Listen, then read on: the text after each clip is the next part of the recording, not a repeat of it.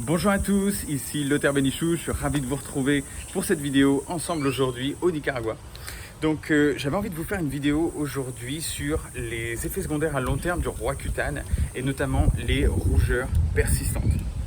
Alors, le Roaccutane, ça a été prescrit et c'est encore prescrit beaucoup pour des gens qui ont une acné lourde, bien entendu, avec par exemple trichystique ou des choses comme ça. Mais vous avez aussi des gens qui ont des acnés simplement assez légères mais très persistantes et parfois qui ont déjà des petits débuts de rosacée ou un petit peu de sensibilité vasculaire, une tendance à rougir facilement. Alors pour ces personnes-là, quand elles vont commencer à prendre du Roaccutane, et pourquoi je vous en parle, c'est parce que ça a été mon cas, eh bien, elles vont commencer à avoir davantage de flush, des rougeurs sur les pommettes, parfois sur le nez, parfois sur le menton, parfois sur le front, parfois dans le cou aussi.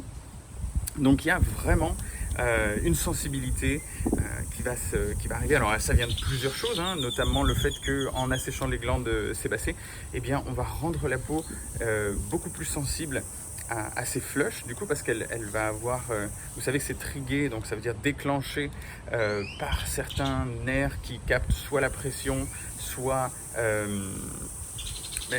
il peut y avoir effectivement différents phénomènes même inflammatoires qui vont déclencher ces flushs, hein, donc ces rougeurs qui chauffent au niveau des pommettes. Moi ça a été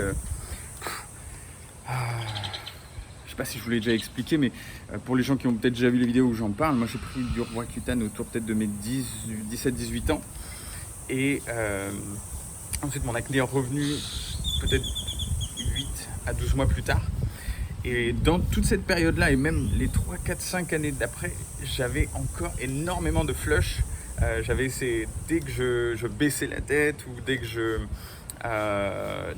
buvais un verre d'alcool, boum, j'avais des rougeurs extrêmement fortes. Et quand je faisais du sport, ça me grattait tellement.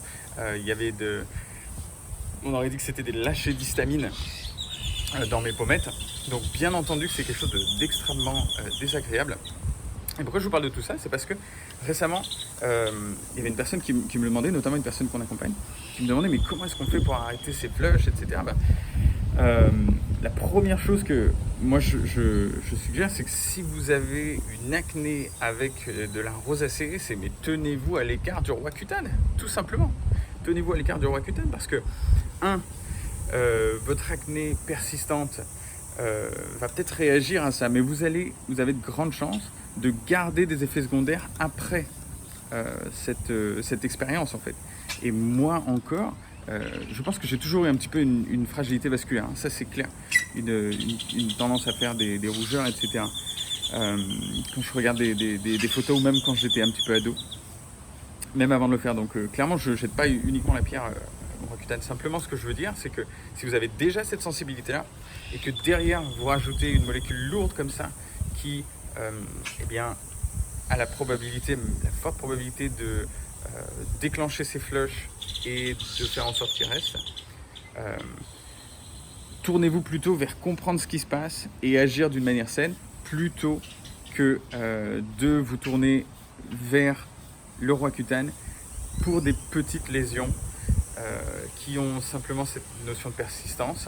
Je ne suis pas en train de dire que c'est pas grave, je suis en train de dire que peut-être parfois le remède est pire que le mal. D'accord. Donc attention à ça.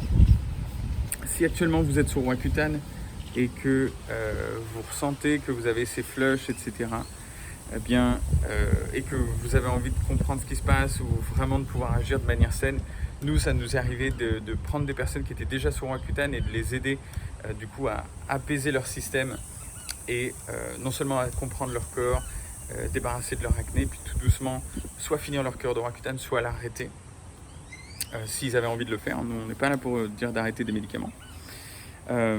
Mais le point qui est crucial, c'est que vous n'avez pas à vivre avec ces flushs et en prenant le Roaccutane, vous avez de fortes chances de soit les multiplier, soit les garder après votre cure. C'est des choses que j'ai vues chez de nombreuses personnes et c'est des choses que moi j'ai vécues aussi. Donc, et pour m'en défaire, j'ai mis des années et des années à bien apaiser ma peau, à comprendre comment elle fonctionnait, à pouvoir lui apporter uniquement ce dont elle avait besoin pour pas persister sur ces choses-là. Donc Si vous êtes dans le programme d'ailleurs et que vous êtes passé par des choses comme ça, vous inquiétez pas, vous allez avoir du coup ces informations-là, savoir comment faire pour pouvoir apaiser votre peau et faire le mieux au fur et à mesure. Voilà, donc n'hésitez pas, surtout si vous avez des questions vis-à-vis de ça, dans les commentaires. Moi, ça sera toujours un plaisir d'y répondre. D'ailleurs, c'est un peu comme ça que je fais mes vidéos, c'est en passant un petit peu avec mon assistante sur vos questions et savoir qu'est-ce que je peux vous apporter pour vous expliquer ça. Et ça, c'était quelque chose qui m'avait été demandé plutôt à l'intérieur du programme. Voilà, en tout cas, j'ai apprécié ce moment avec vous. J'espère que voilà, vous apportez un petit peu d'exotisme, ça vous fait du bien aussi. Si vous avez aimé cette vidéo, je vous invite à mettre un petit pouce bleu et à vous abonner à la chaîne si vous en voulez d'autres. Et si vous voulez véritablement comprendre votre corps, vous débarrasser de votre acné et faire vraiment en sorte que ça ne revienne plus, je vous invite à regarder dans la description de cette vidéo, voir un petit peu comment est-ce qu'on travaille et peut-être voir aussi avec le type de personne avec lequel on travaille et si c'est quelque chose qui résonne avec vous. Voilà, je vous souhaite une merveilleuse journée, prenez bien soin de vous, puis on se retrouve bientôt pour la prochaine vidéo. Ciao, ciao!